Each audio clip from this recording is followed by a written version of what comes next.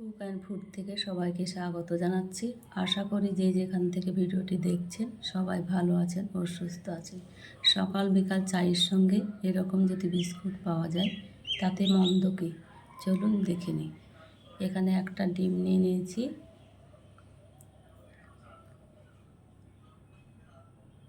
এখানে half cup চিনি গুঁড়ো করে নিয়েছি, দিয়ে দিলাম। ডিমের সঙ্গে ভালোভাবে ফেটিয়ে নেব। এখানে হাফ কাপ তেল নিয়ে নিচ্ছি, সব কিছু ভালোভাবে মিক্স করে নিচ্ছি। ভালোভাবে মিক্স করে নেওয়া হয়ে গেছে। এখানে 2 কাপ ময়দা চেলে নেব, কোনো কিছু থাকলে আটকিয়ে যাবে। চেলে নেওয়া হয়ে গেছে। ও ডিম ও তেলের সঙ্গে ভালোভাবে ময়দাটা মেখে নেব। একদম একটা চ্যাটচ্যাটে ডো তৈরি হবে। এখানে কিন্তু ভয়ের কিছু নেই। হাতে কিছুটা তেল লাগিয়ে নেব। তেল লাগিয়ে ডোয়ে দিয়ে এইভাবে কিছুক্ষণ ঢেকে রাখলেই ঠিক হয়ে যাবে। 10 মিনিট ঢেকে রাখবো। 10 মিনিট পর ফিরে এলাম। দেখুন চ্যাটচ্যাটে ছিল, চ্যাটচ্যাটেটা কেটে গেছে, আর নেই। আবারও কিছুক্ষণ মেখে নিলাম। ছোট ছোট করে কেটে নেব। লাইক দিয়ে পুরো ভিডিও দেখে নেবেন। হাত দিয়ে গোল গোল করে লম্বা করে নেব। হাতের সাহায্যেই করে নিতে হবে। আঙুল দিয়ে এভাবে চ্যাপটা করে দেব। আমার পছন্দ মতো শেপ দিয়ে নিচ্ছি, আপনারা আপনাদের পছন্দ মতো শেপ দিয়ে নেবেন।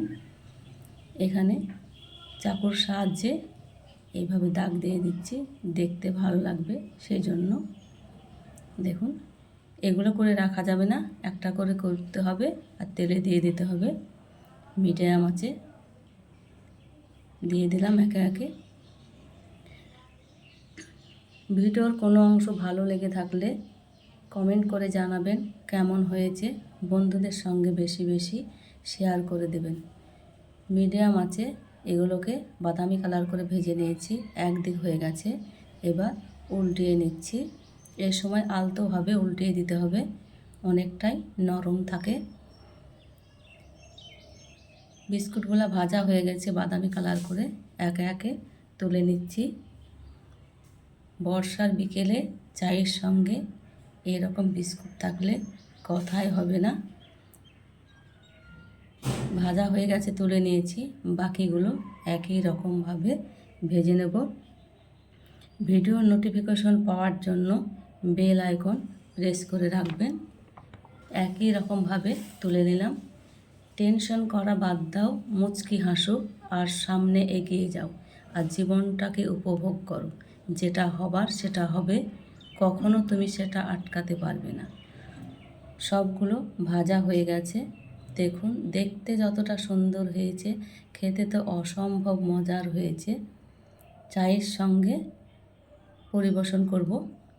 দেখুন চাটা ছেঁকে নিচ্ছি, একটা আপনাদের খেয়ে দেখাবো।